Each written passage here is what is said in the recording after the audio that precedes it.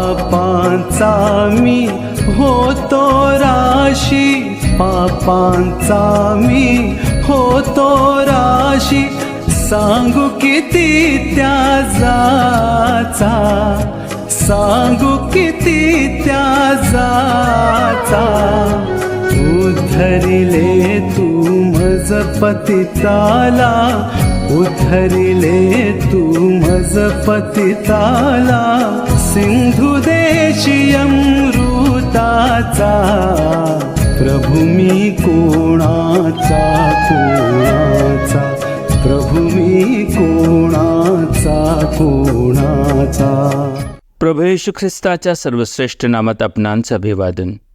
मत्तेकृत शुभवर्तमानाच्या 12व्या अध्यायातील 42व्या वचनामध्ये असे लिहिले आहे, दक्षिणेकडची राणी न्यायकळी या पिढीबरोबर उभे राहून हिला दोषी ठरवेल, कारण ती शल्मोनाचे ज्ञान ऐकावयास पृथ्वीच्या सीमेपासून आली, आणि पहा, शल्मोनापेक्षा थोर असा कोणी येथे आहे. या वचनात प्रभू येशू ख्रिस्त स्वतःला शल्मोनापेक्षा श्रेष्ठ असल्याचे सांगत आहे. असे का बरे? आपण याची काही कारणे पाहूया. खरे तर शल्मोन एक बुद्धिमान व्यक्ती होता, ज्याला त्याच्या विनंतीवरून परमेश्वराने इस्रायल प्रजेचा न्याय करण्यासाठी ज्ञान व बुद्धी दिली. मात्र प्रभू येशू ख्रिस्त तर स्वतः परमेश्वराचा पुत्र आहे, ज्याने परमेश्वराचे ज्ञान प्रकट केले.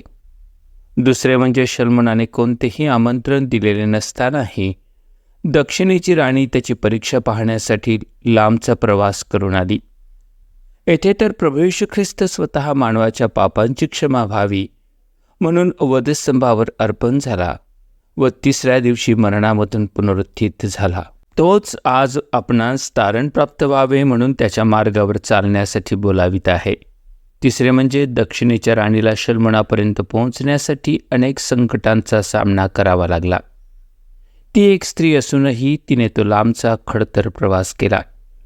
तिच्या अनुपस्थितीत तिच्या देशाचे काय होईल याची तिला चिंता असताना देखील ती शल्मोनाला पाहण्यासाठी व त्याची परीक्षा घेण्यासाठी आली.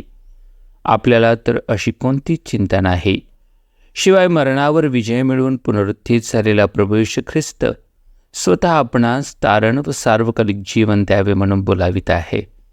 तर मग असे कोणते अडखळण आहे जे पार करून आपण त्याच्याकडे येऊ इच्छित नाही?